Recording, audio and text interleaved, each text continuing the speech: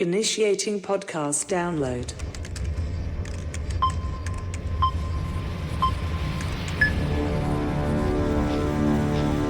Prepare yourself.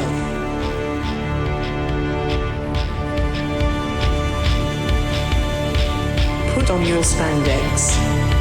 Lace up your boots. Wrap your wrists. Hide your razor blade. Head to gorilla position.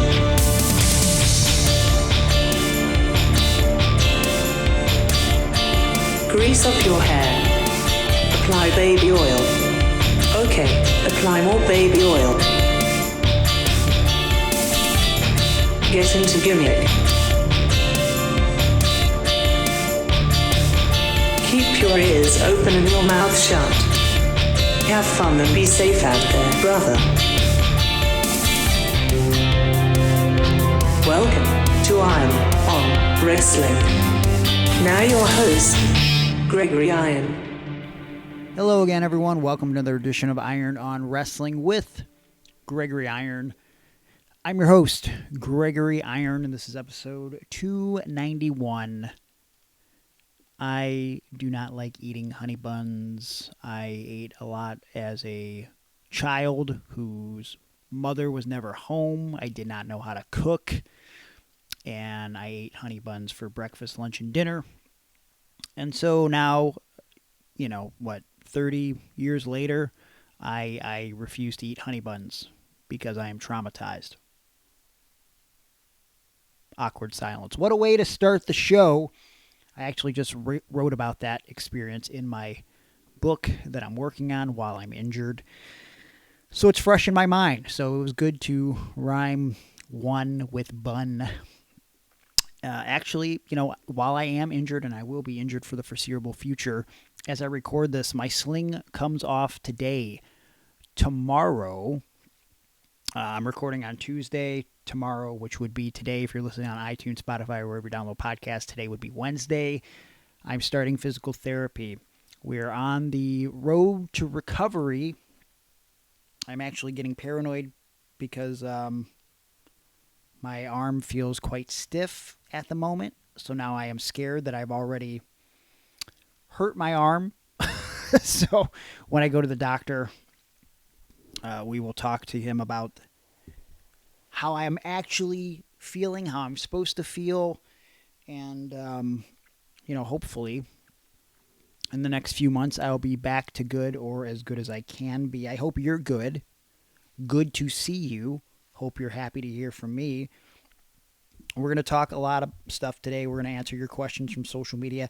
I'm going to talk about some things in the news that I want to talk about here on the show, like, Hulk Hogan and some of his freestyle wrestling comments and who he has worked with that has done freestyle wrestling.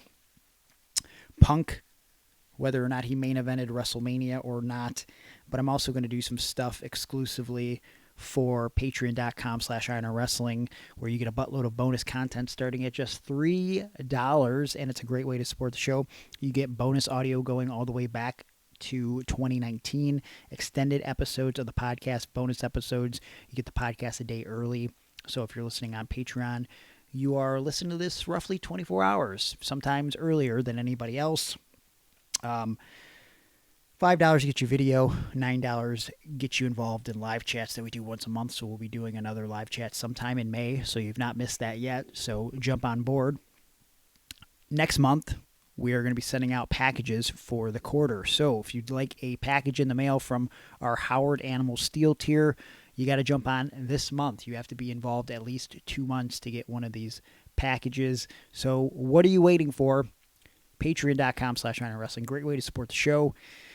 And I do appreciate it. If you don't want to do Patreon, if you are so kind, since I am still recovering from torn pec surgery, my GoFundMe is still available up in my bio on Instagram. You can find it in various posts on social media, or you can just Google Gregory Iron GoFundMe. It should pop right up. If you'd like to donate, at least buy me a sandwich, a Coke or something, that would be nice. Over on Patreon this week, not only are we going to review Raw from this past Monday, we're going to preview Backlash. We're going to talk about the Duke the Dumpster situation because I don't want to get problems here on the regular feed on YouTube, all that stuff. We also are going to talk about Mercedes Moné and her $99 text line and my actual thoughts on that. Is it good? Is it bad? Is it somewhere in between? And you know what? If you're not going to listen on Patreon, I like at least to get your thoughts. Send them my way. Gregory Iron on Twitter, Gregory_Iron on Instagram, Facebook.com/TheHandicapHero, or you can just send your thoughts over to @IronOnWrestling on social media. But you guys sent in some good questions this week, so I want to cover a wide variety of those topics. But before we do that, let's start with the thing that's fresh on my mind, Punk main eventing WrestleMania. I sent out a post this week on social media, and it was the following. Just a heads up for anybody still debating this, if you wrestle the last match on night one of a 2-day event, you are in the main event. Don't overthink it. Look up the definition of main event. It's the headline act, the final match, period. Sure, WWE over the years has marketed with double main events and calling someone a main eventer in a world championship match, even if they open WrestleMania, but that's marketing. At the end of the day, if you're closing the show, you're the headliner. That's the main event. This spawned my reaction because I was seeing some of the reactions that CM Punk himself was getting on social media. And in an interview, he said, quote, "Gotta hit night 2 for all those people that move the goalposts." Now, got a little bit of feedback from you guys on social media, including Patreon member Peter, who said the following: "I can debate this with you forever. I do not like night 1 main event era being Mania main eventers because it's not consistent. And if it is, it's wrong. I don't like it. To show my point, I have a question. How many WrestleManias has Wade Barrett commentated? Just curious." Well, as far as I know, he's only commentated WrestleMania 41, which was a 2-night event. It wasn't, no, they don't call it WrestleMania 41 and 41 and a half or 41 or 42 or however you're trying to justify it, Pete, even though I love you. But he's commentated one WrestleMania over 2 nights. I mean, that's what it is. And they're 2 different cards. That's what it comes down to. It's like, you know, you're not going to... There's a reason why you structure a card in a certain way. Things have changed over years, right? Like, back in the day, you wanted something simple to open the show, get the crowd a little fired up. Now, we're in a period where we want to start really strong. So sometimes we'll put a gimmick match on first to get the crowd fired up. Sometimes we'll put a championship match on first, right? But it's never changed on the back end of the show. You've never put a less than match to end the show on pay-per-view. Now, if you really thought about it, there have probably been situations on television for a TV product which you could argue isn't geared towards a main event. Like, they don't... When you buy a ticket to Raw or SmackDown weeks in advance, you don't know what the match is. You don't know any of the matches. You probably don't know what the main event is. Sometimes they advertise an untelevised, quote-unquote, main event, which I would consider the main event. That's what's closing the show. But more often than not, you don't know what you're getting into when you buy a live event other than here's the names that are going to appear. So you could argue that sometimes television tapings are booked to where the final match that you watch is not the match that would draw the crowd. But also, again, like, let's think about back in the day when they used to do, like, the McMahon-Helmsley era, for example, where they would do all these handicap matches and shit all the time, which got very annoying during that time period. You wouldn't announce probably The Rock versus fucking the Dudley Boyz in a handicap match, right? Like that or X-Pac and Road Dogg versus Stone Cold in a handicap match. You wouldn't advertise that. Like, those are names, but like, it's not going to be your... I mean, it might be your best match on the show, but you get what I'm saying.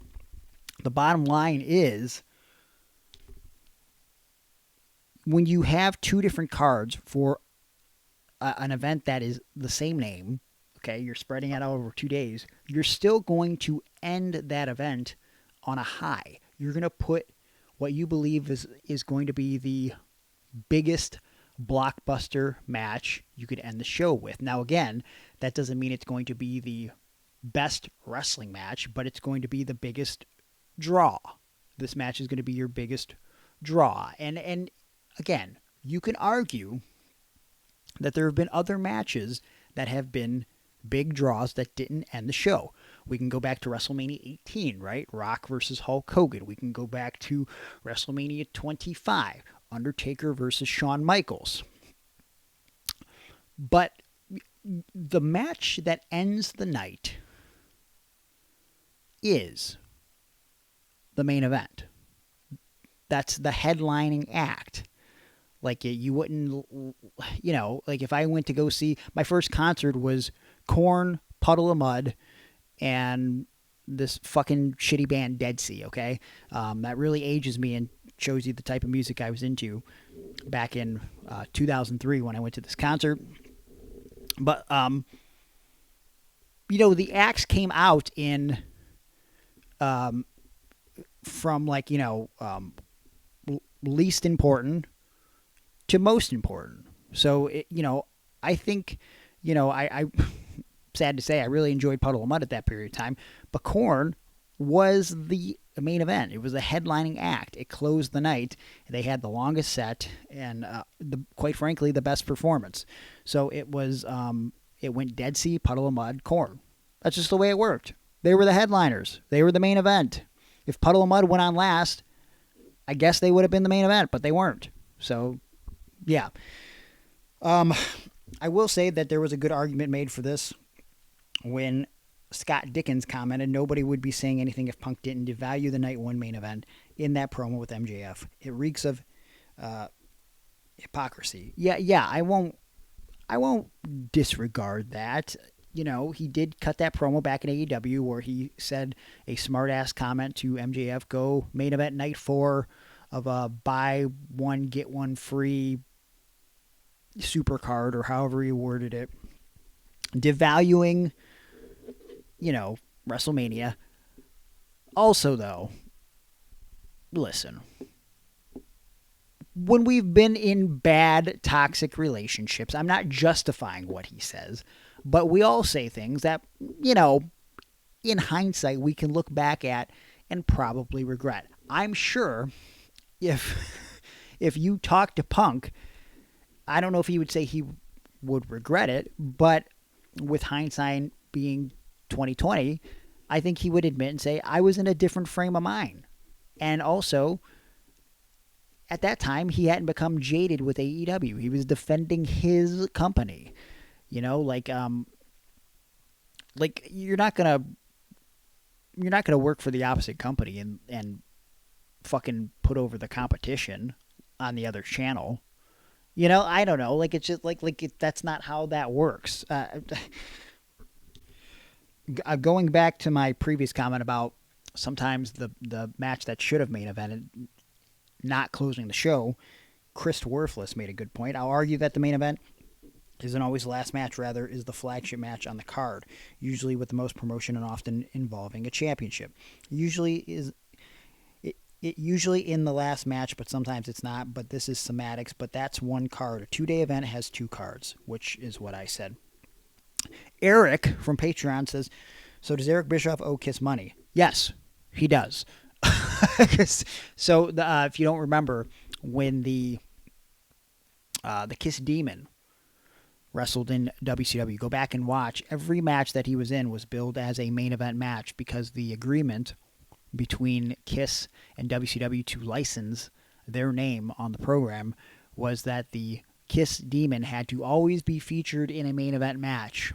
And so to work around that and not have the Kiss Demon on last every night, which is where main events go, they billed each contest as a main event match. So, yeah, that's that. I'd love to hear more of your guys' thoughts on whether or not you think CM Punk technically was in the main event of WrestleMania. I say he is, clearly, by my argument. What do you say? Let me know on social media. We've been talking in the last couple weeks, both on the regular feed and on the Patreon, about Hulk Hogan and Eric Bischoff announcing their third man, Izzy Martinez. Wait, you don't know who Izzy Martinez is? Neither does the majority of wrestling fans, but they're launching freestyle wrestling, Real American Freestyle Wrestling. Hulk Hogan made some insane comments claiming that he was hoping not to compete with WWE and UFC, but he was hoping that Real American Freestyle Wrestling could be as big, if not bigger, than WWE and UFC, which is quite the bold statement to make. I don't. So they're running their first show in my neck of the woods, August in Cleveland. Apparently, it's going to be at the Convocation Center that we have down here. I believe that holds something like. Actually, let me look at the exact attendance. Yeah. Okay, it's a little bit more than I thought. The Wolstein Center is a venue in downtown Cleveland.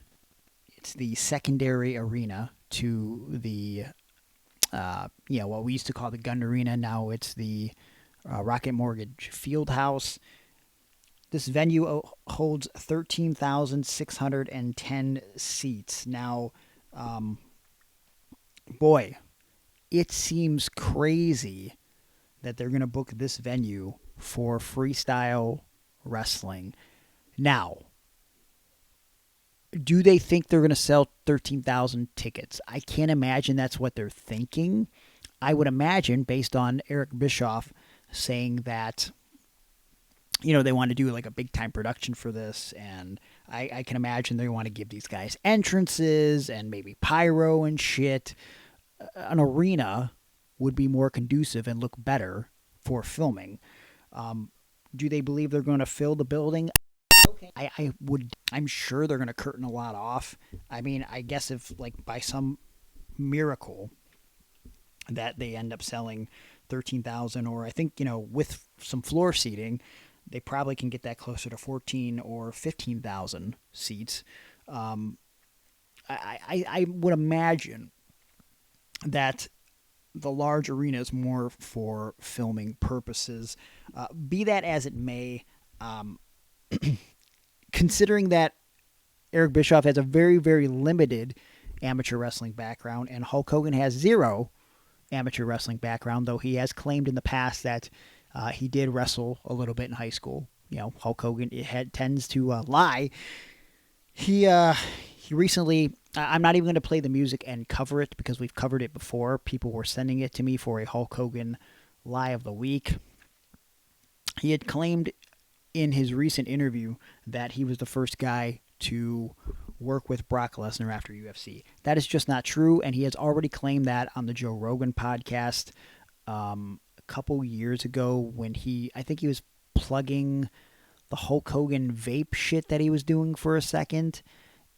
And I think that's when he ended up making the comments, or the Hulk Hogan CBD that he got in bed with for a second, that guy, and they had a falling out or some shit. It was the same guy who was helping Ric Flair and Mike Tyson with their line of marijuana-type products. And would you refer to it as marijuana-type products? This is a straight-edge kid here, so I don't really know what you would call them. But anyways...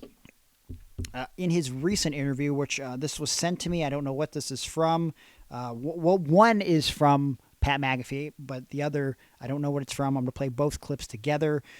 Hulk Hogan not only claimed that he liked Brock Lesnar and Kurt Angle for their ability to adapt to the amateur style, but he also enjoyed the work of this former NCAA athlete. Great guys like Kurt Angle and Brock Lesnar, they're Benjamin Shelton. There's some really tough guys, really crazy wrestlers. Like I got Brock Lesnar right after he left the UFC. I got him first. I got Kurt Angle when his eyeballs used to roll back like a shark and he'd come after me. Benjamin Shelton, all these different guys that I've had the opportunity to see. Benjamin Shelton.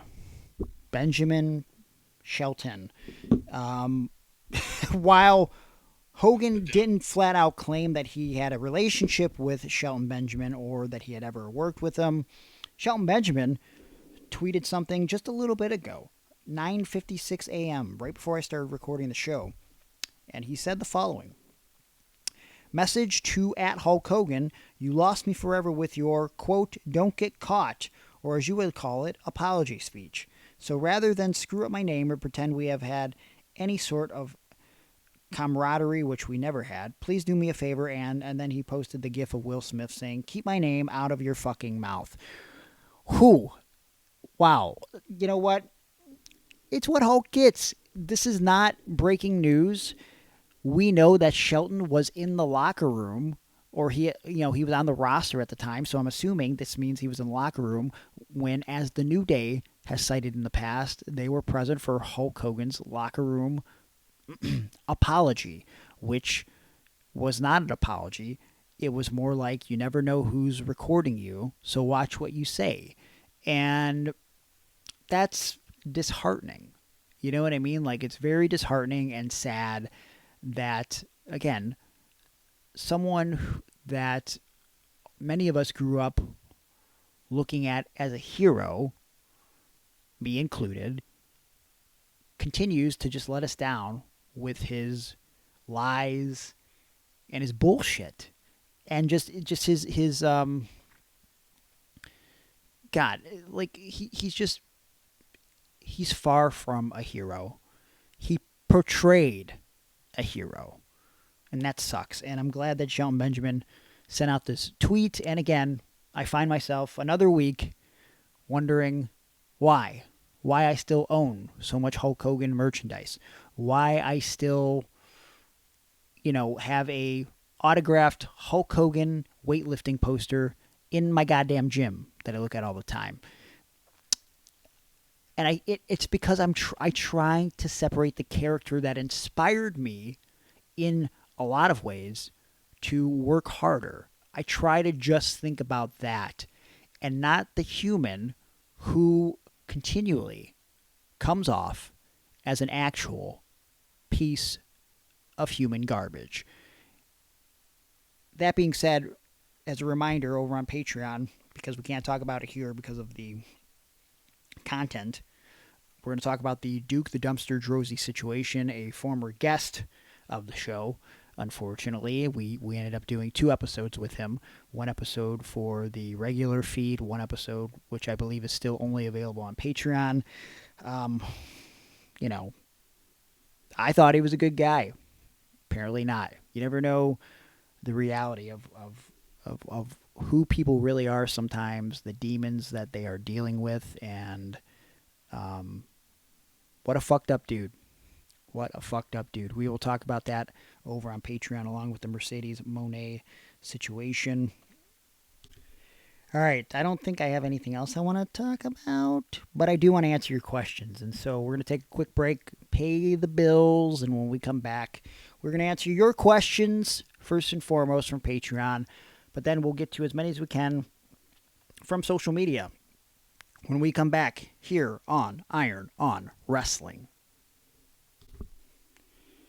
Hey, are you a pro wrestler, or are you in some sort of realm of entertainment, or maybe you just want a bunch of trading cards of an athlete, a movie star, celebrity, someone that you like, and you want to get a bunch of those cards at an affordable price? I mean, who knows? Maybe you're a trading card person and you want a stack of, let's say, 500 cards. Well, do I have a deal for you?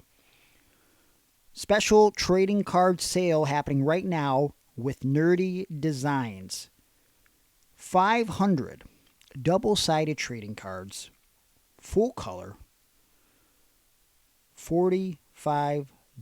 Price includes 500 of the same custom design, printing, and shipping. That's right. These are great for pro wrestlers, musicians, artists, pinup models, businesses to give to fans. It's a cool collectible, and it's got all the info you want on them. Whatever you want on the card, Nerdy Designs will put it on there for you. Sale ends May 31st. I've invested in some of their cards in the past. I have some of their trading cards, and they've worked with some of the best. Myself, Kurt Angle, Gangrel, a plethora of other individuals. Vanilla Ice. Go Ninja, go Ninja, go. Go right now. Nerdy Designs. You can find them on Facebook. Hit them up. Tell them Iron on Wrestling sent you. $45, 500 cards. Do it now. Don't be a geek. Hit up Nerdy Designs. Are you on your health and wellness journey? How's that going for you? Oh, my, what? What? You want to get that summertime bod, but you just can't help yourself? You just keep eating that pizza, that Little Caesars pretzel crust pizza? Oh, I'm not talking to you. I'm talking to myself right now. See, I know that with my injury, I've been straying a little bit off the path. I can't help it. I get down sometimes, okay? I can't work out. I have a torn pec tendon.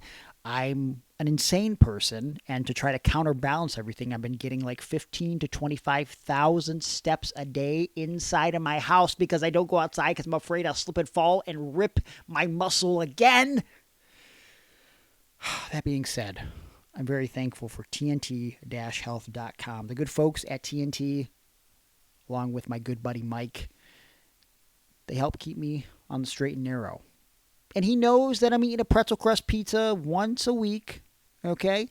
But he's holding my hand. He's sticking with me. He's making sure that I'm tracking my macros. He's tracking my nutrition for me to make sure I can balance things out when I'm eating a 2,000, 2,500 calorie pizza so that I can get back on track for the rest of the week. He knows that we're not perfect.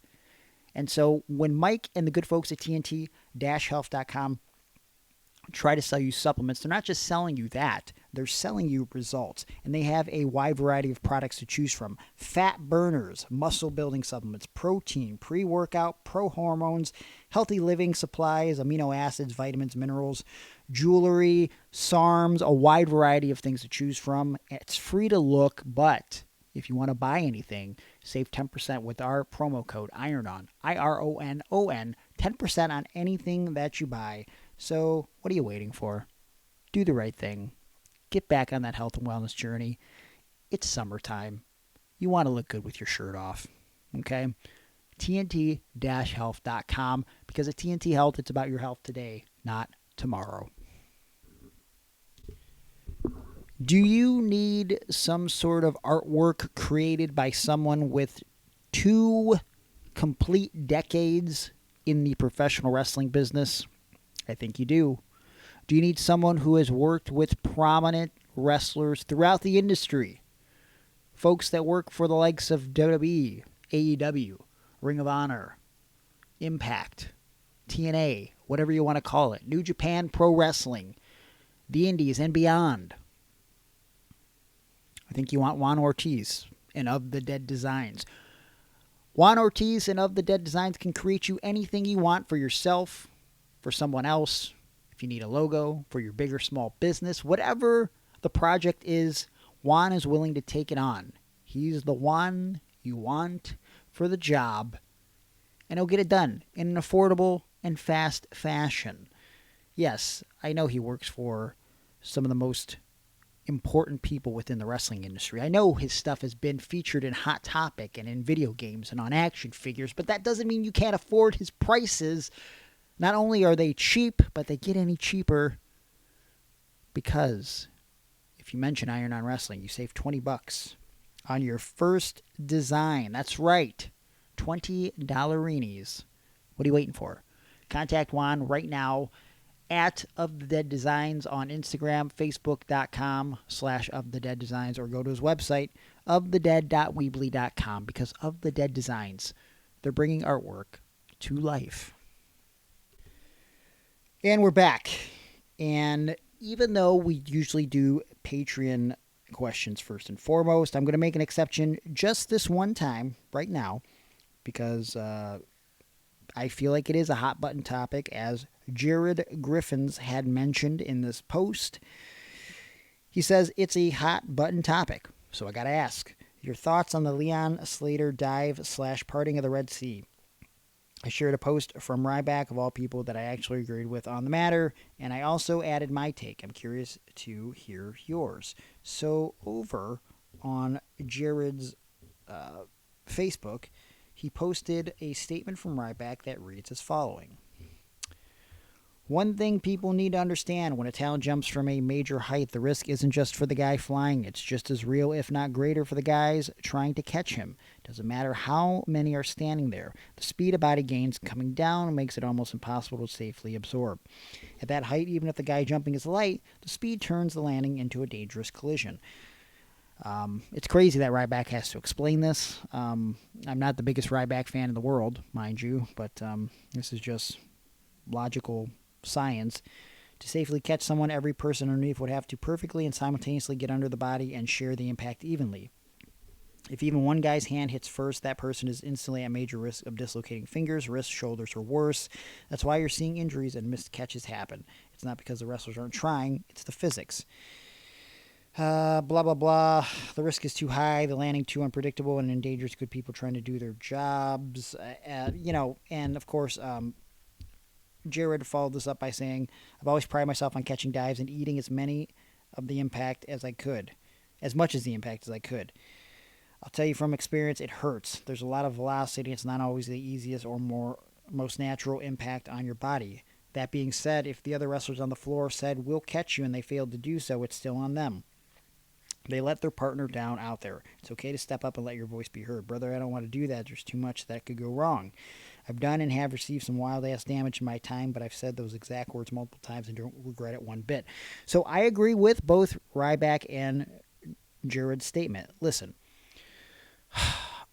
I've caught some dives in my day, okay? And mind you, I have one arm, okay? And I've caught some overhead dives. There have been situations, one which I can recall catching Michael Facade for a dive, where, when I went down, my leg buckled a little bit based on the velocity of which he was coming down and the impact of which he struck me. I'm taking the bump.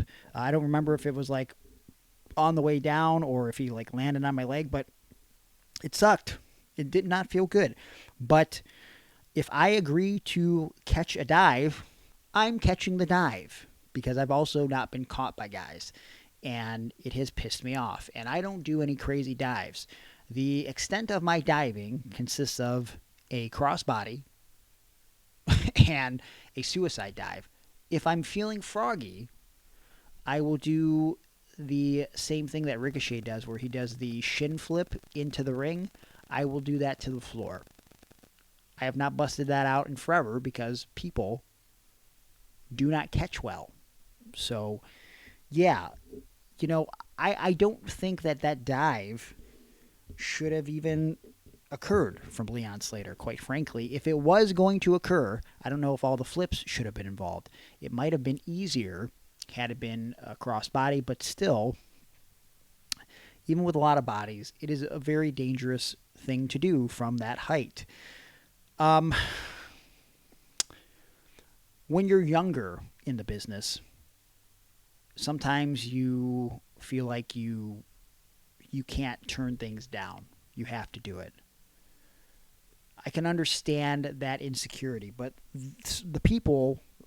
some of the people involved in this dive, Top Dollar, Matt Cardona, whoever else was in the dive, these guys are experienced.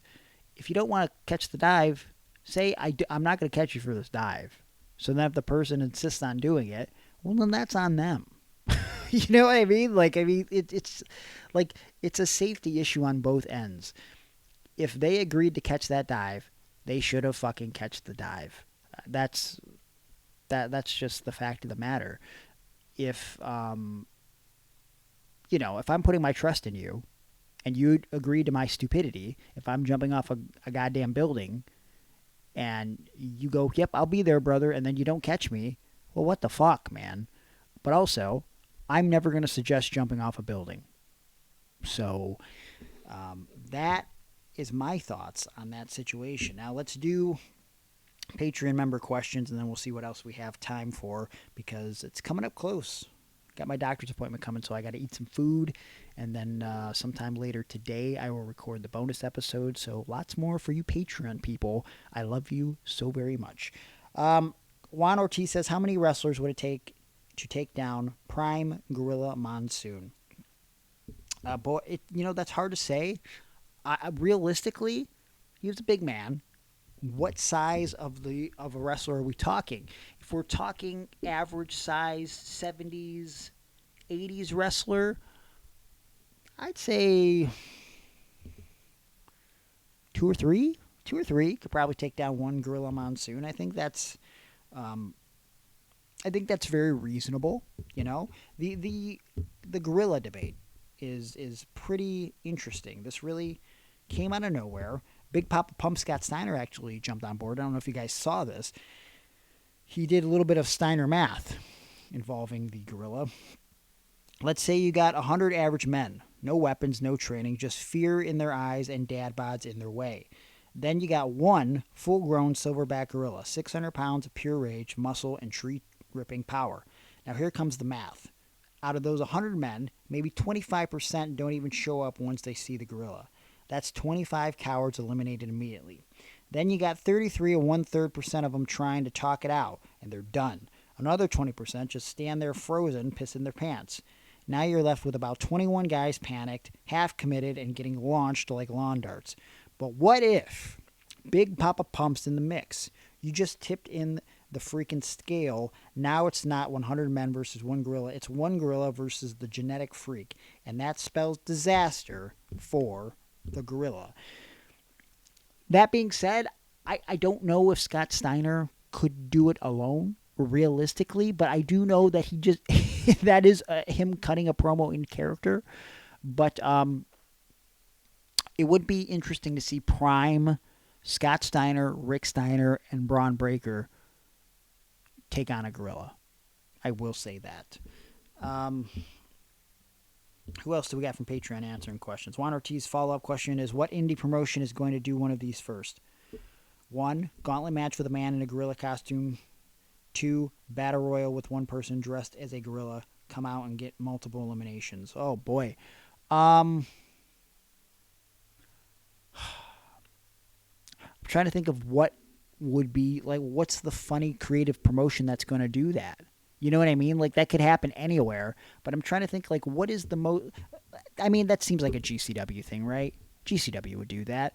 That seems like, had this been a hot topic literally a month ago, we would have had someone in a gorilla costume in that battle royal. And then they would have been revealed to be someone ridiculous, like... I don't know.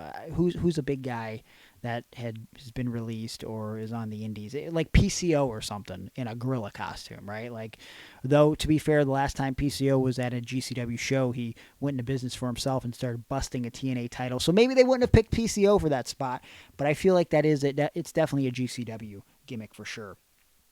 Justin Bonifield says, I had a good one, but forgot to write it down. Well, that's useless. He said you'll get this instead, I guess. What is your worst return experience ever? Like a product, a service, whatever. Yeah, the product or service that comes to mind that was the biggest screw job in recent memory for me.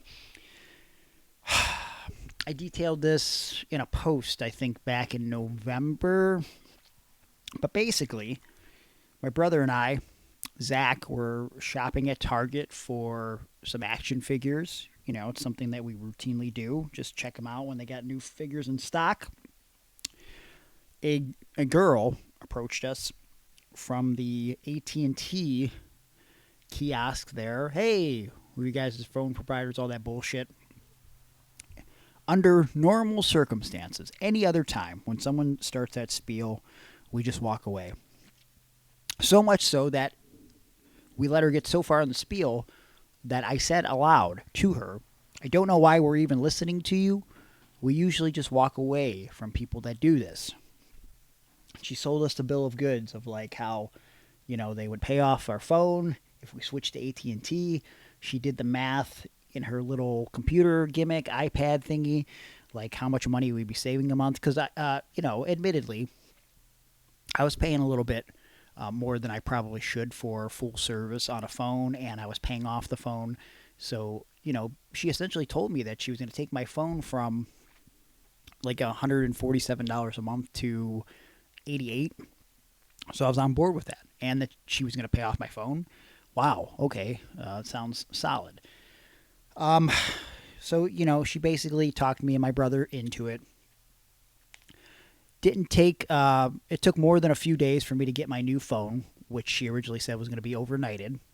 It took a week, but I can write that off. That's fine. I wasn't in a rush for a new phone, which also she promised the brand new model, which we got. And, whatever.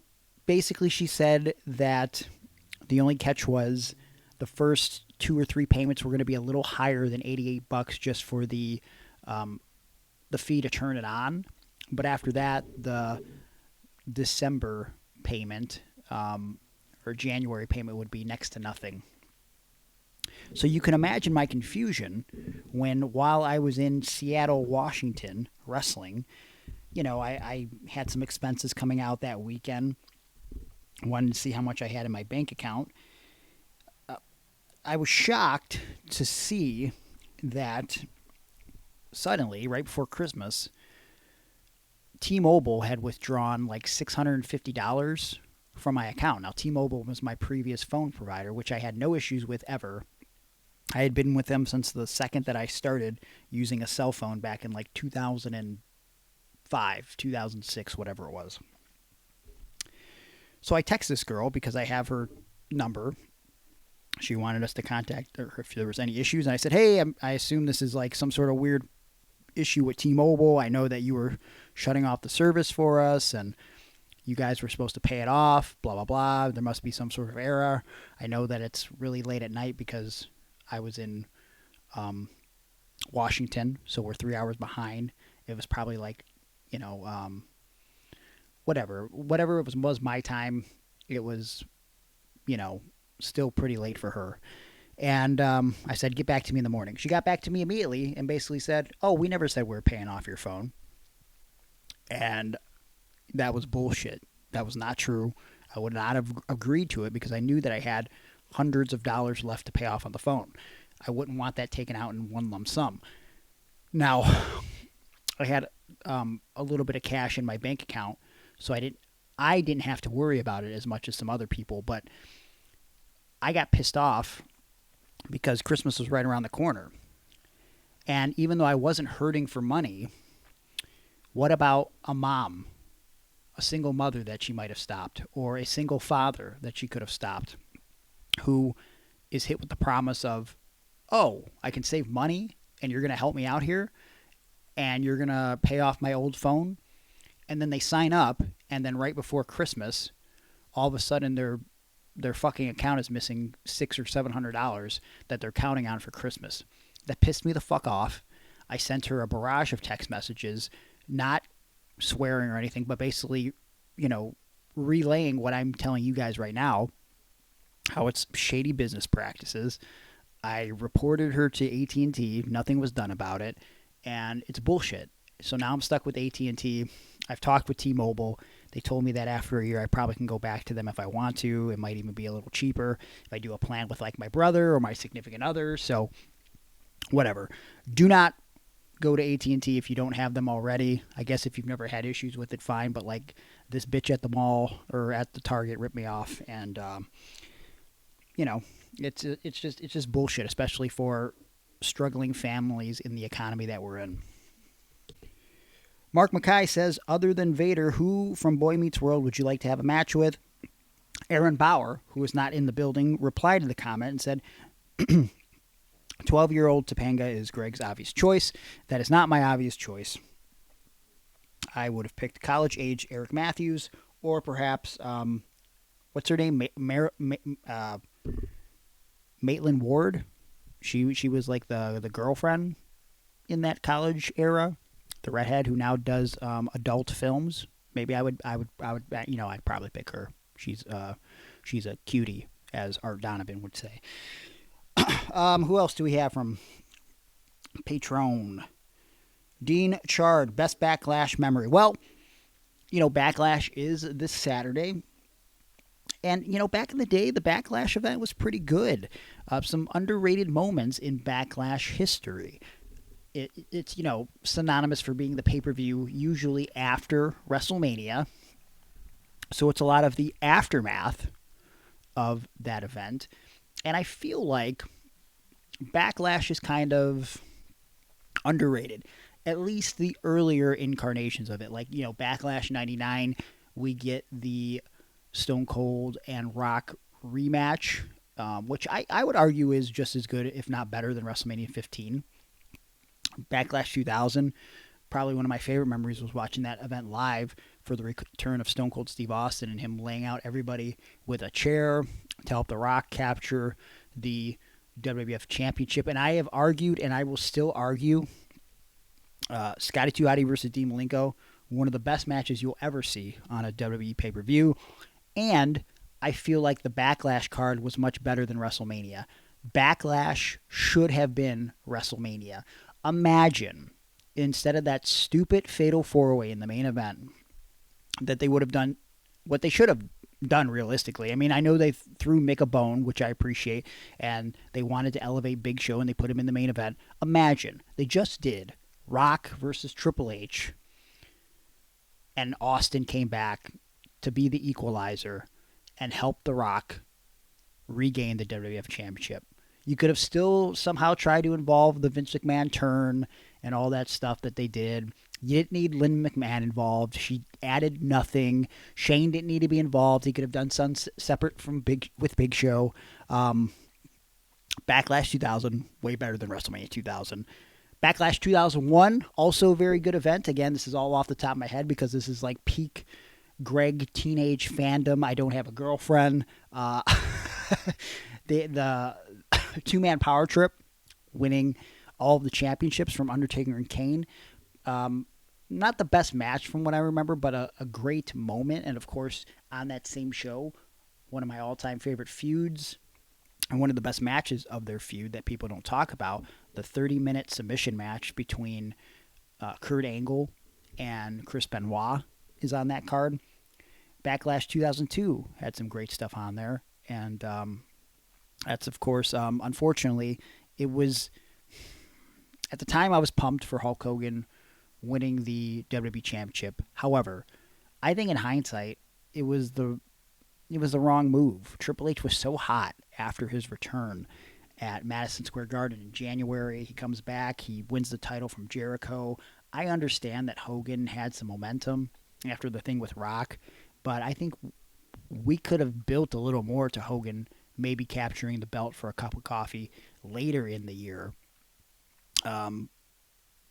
Probably for a hot second right before we do the thing where it's like, Undertaker and Rock and Angle, so that way we could still get to Rock and Brock at SummerSlam.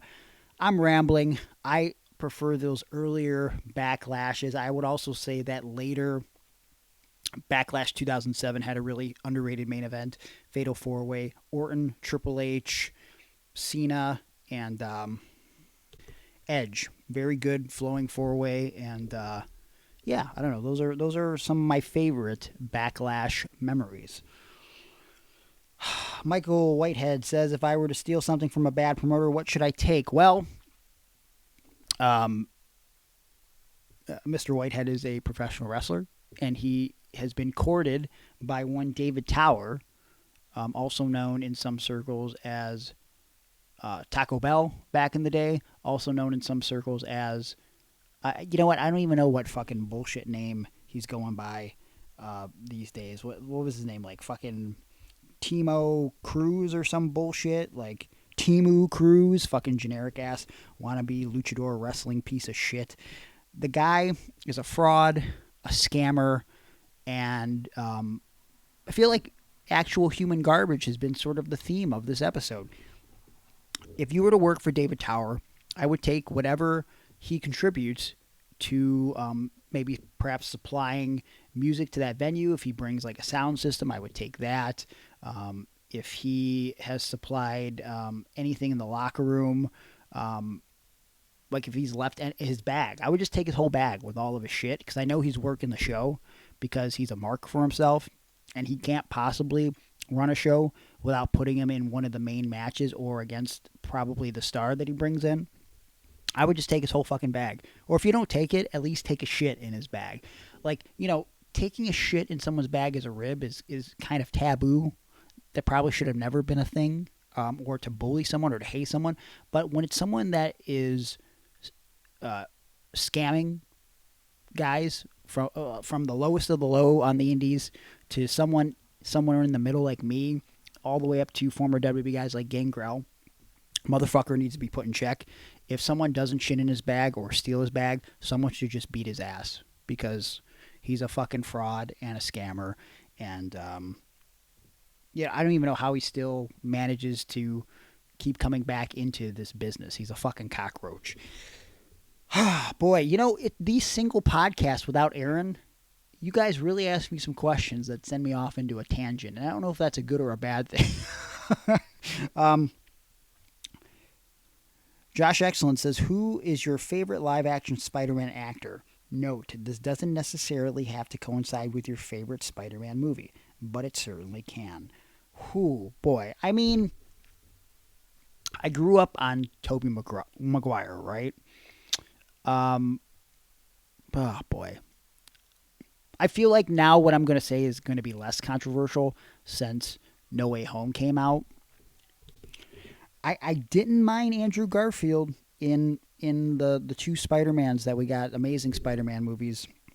I've been on record to say that even though I knew what was going to happen to Gwen Stacy in part 2 from reading the comics, when he tries to save her with the web and she still cracks her head on the ground and dies, I cried, man. And it wasn't just because of I had emotional investment in the comic back in the day and that story. But despite what people might say about the Andrew Garfield version of Peter Parker, that he was too cool, too suave, too debonair, maybe he wasn't your standard dorky Peter Parker, I thought him and Emma Stone had great chemistry, and it probably helped that they were dating in real life. There was just something very organic about that relationship on screen. And so, when the predictable happened, it still hit me like a ton of bricks. So I enjoyed Andrew Garfield, but I'm going to go Tom Holland. I think it's the best version of Spider-Man for multiple reasons. I think he looks the way Peter Parker should have always looked. He rides that line of dorky, but he still has the one-liner quips. I think he's just he's been the best embodiment of what Peter Parker was supposed to be in the original comics. So I'm going Tom. Eric, of course, is asking the most long and drawn-out and ridiculous questions. Eric says, let us assume there are 2 boxes on a table. In one box, there is a relatively normal turtle. In the other, Adolf Hitler's skull. Am I even allowed to say Adolf Hitler on YouTube? Jesus Christ. You have to select one of these items for your home. If you select the turtle, you can't give it away, and you have to keep it alive for 2 years. If either of these parameters are not met, that would be, keeping it alive for 2 years and I can't give it away, you will be fined $999 by the state. If you select Hitler's skull, you are required to display it in a semi-prominent location in your living room for the same amount of time, although you will be paid a stipend of $120 per month for doing so. Display of the skull must be apolitical. Which option do you select? First of all, do I have to pick either? I feel like you're making me choose either. None of these seem like a thing I want to do. I don't really, while I would like a turtle, if I can't mutate it, then I don't want it. I don't really want the responsibility of taking care of an animal because I'm not home a lot. And I don't particularly want to display, whether it's apolitical or not, Hitler's skull. However, if I had to choose, I would rather have Hitler's skull. I mean, Jesus, I I think it's an interesting talking point if people come over, but also like not a lot of. It's not like I'm having, randos come over the house all the time. It's pretty much people I know, and I think I can make it kind of clear. Like you made no stipulation that I couldn't tell them, hey, I'm not doing this because I am a fan of Hitler. They're giving me $120 for some reason to display this in my house. Doesn't seem like a lot of money, but also I could say that I have Hitler's skull. And then I guess after, how long did you say how long I have to keep it? Let me see. 2 years?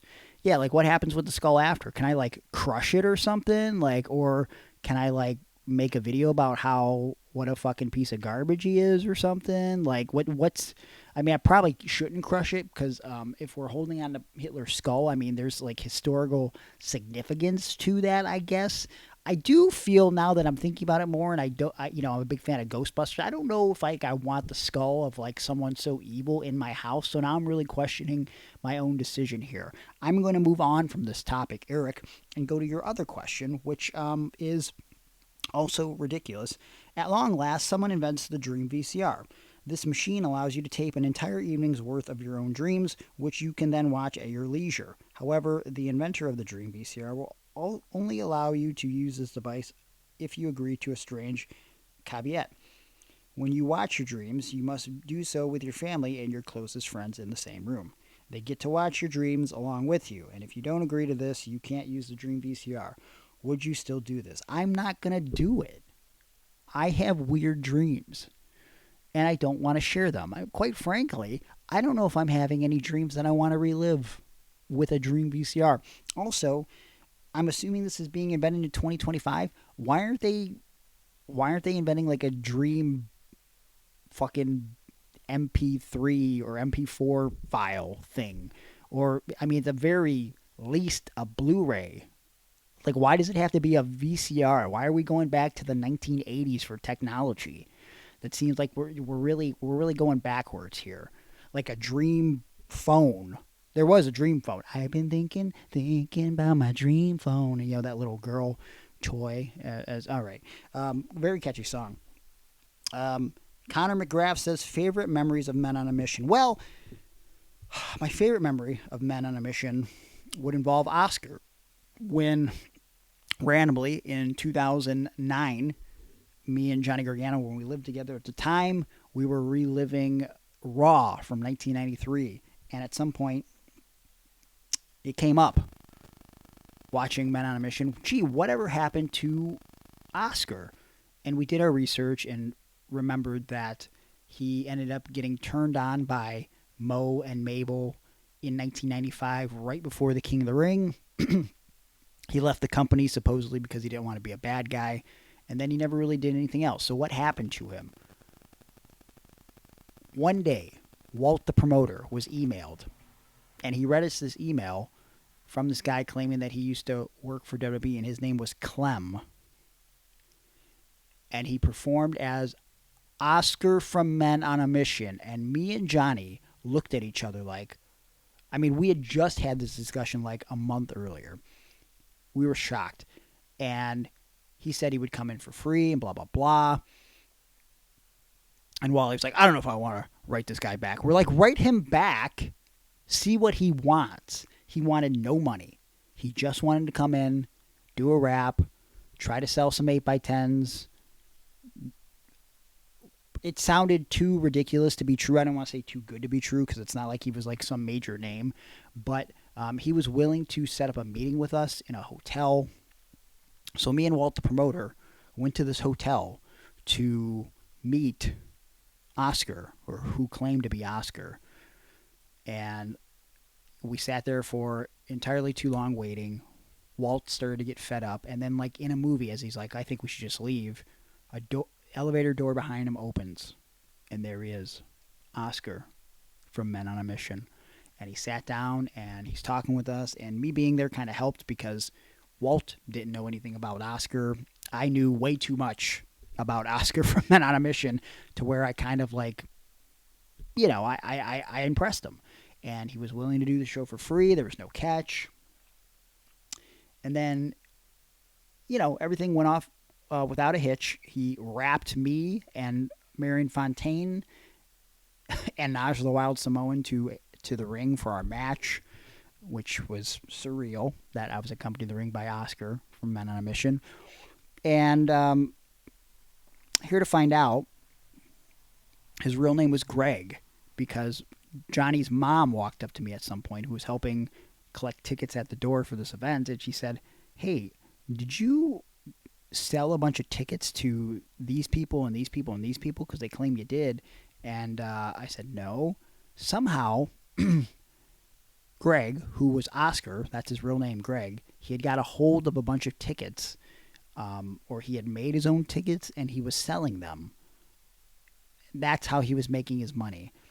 He had also approached some of our sponsors for the TV show and was like claiming that he had part ownership. I remember before that he approached Walt and was like trying to sell him on that idea that he could help acquire national TV or like some sort of TV overseas. It got kind of absurd to where everybody just kind of broke ties with him. And I saw him a few times after the fact. He always remembered me, but I never brought up any of the business dealings. We were cordial, but he was a little bit of a hustler, that Oscar from Men on a Mission, aka Clem, which is really named Greg, which is also my name.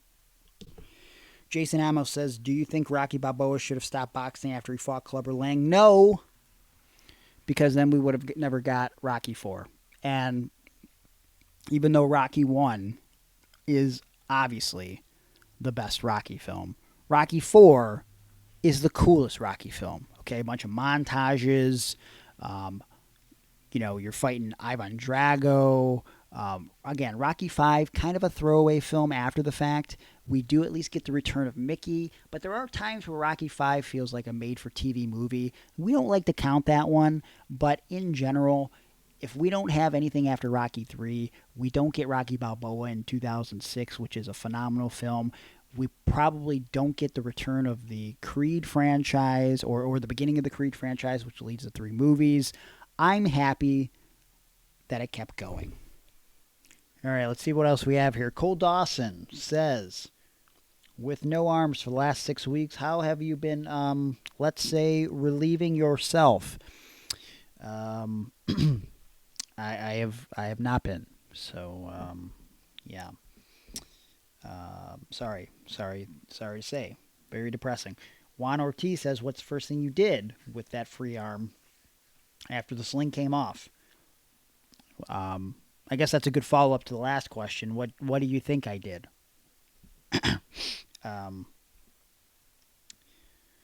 Oh, boy.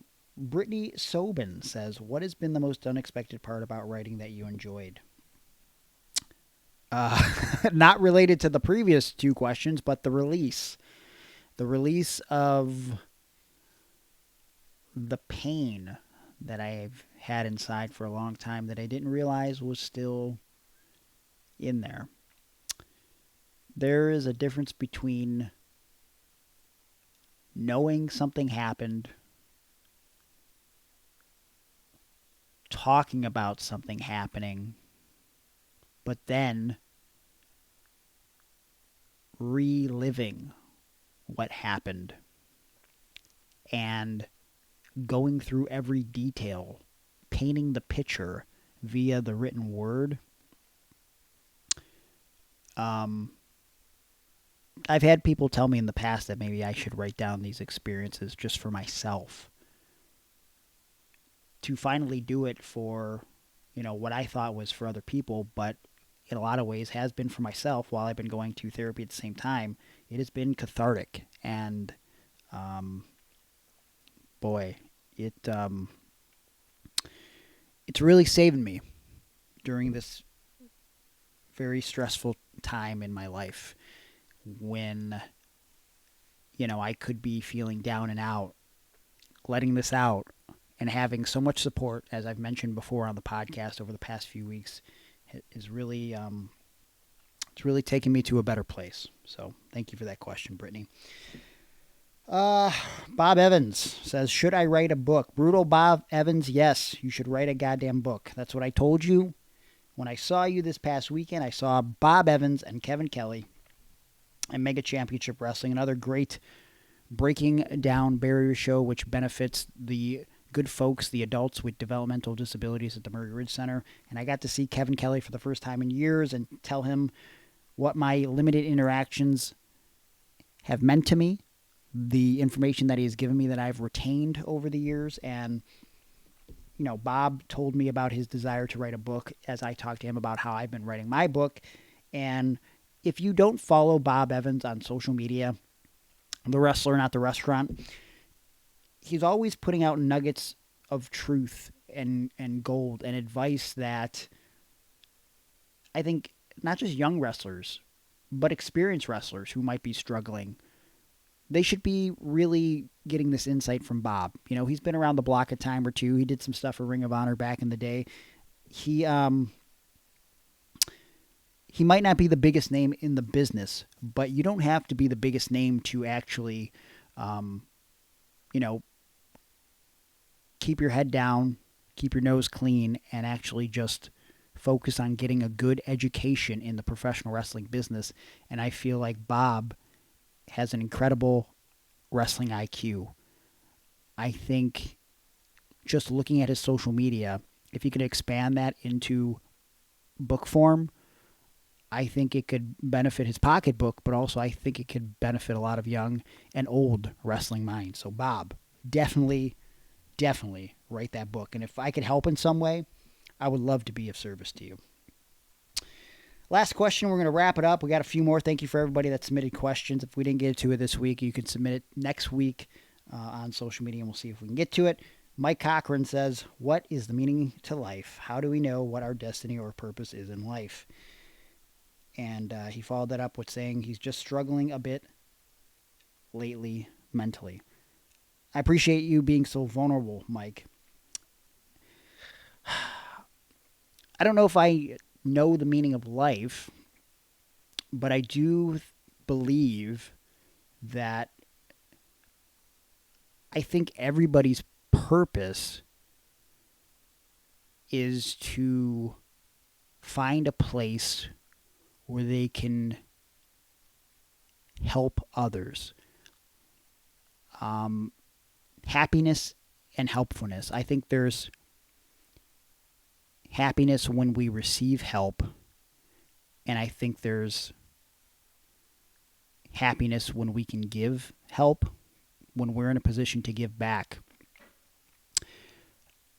I think sometimes when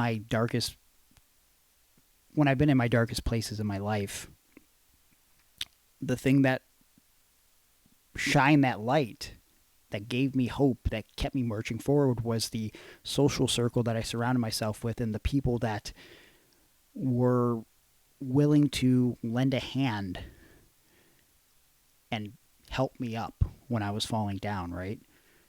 And to now in my life, for the most part, I'm down right now because of my injury, but to be in a position where I can lend my hand to others and pull them up, there's no better feeling, right?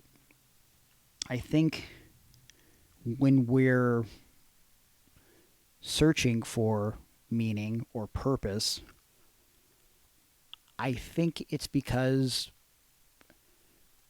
you know, like currently I thought over the last 5 to 7 years I've gotten myself in a better place. And, you know, as I'm writing this book, and, you know, recently going through a breakup, which was my fault, I'm realizing that there's still some issues that, while I thought that I've dealt with them well, there's still some issues within me as a kid that I have not properly dealt with, which is why writing this book is so important, because it's not just helping other people, it's helping me. In my case, I think not my entire meaning, not my entire purpose, but one of my purposes is to help others by writing this book. And I'm currently doing better for myself going to therapy. If I can do better for me, I can be better for others. So I know I'm throwing out a lot of shit here, Mike, but I really feel like the keys to finding the purpose, the meaning, I really feel it comes down to happiness, helpfulness, and doing better and being better. Doing better for yourself, like figuring out why you are struggling mentally lately, like and channeling those things and like sitting with those things, understanding the pain, why it's there, how far you've come despite the pain, how you keep moving forward with the pain, and then trying different things that might be scary, so that perhaps maybe the pain doesn't go away. But, you know, in my case, for a long time, I just walked around with a bunch of open wounds. So it's like you talk about how in time scars heal.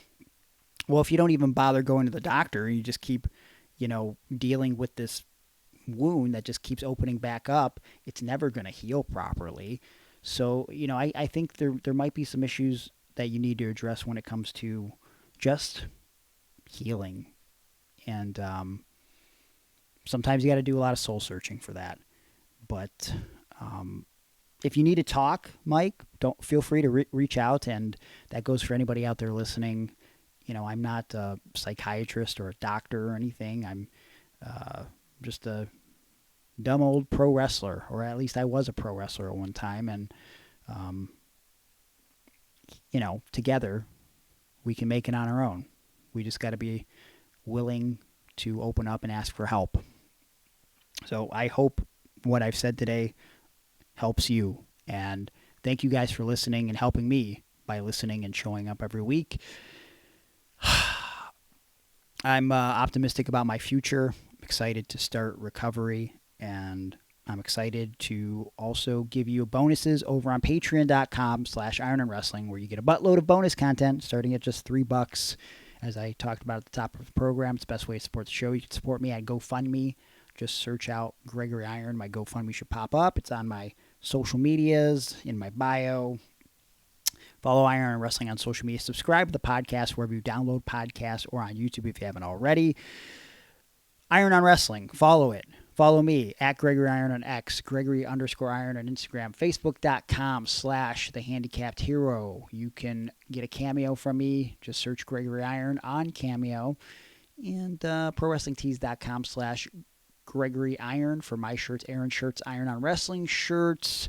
And if you'd like to book me for pro wrestling seminars or motivational speaking engagements, just drop into the DMs. Now that I'm not in a sling anymore, I think I'm good to travel. So, reach out. Let's make something happen. And that is it for this week. Get more content on Patreon. Thanks for stopping by. And until next Wednesday, kiss goodbye.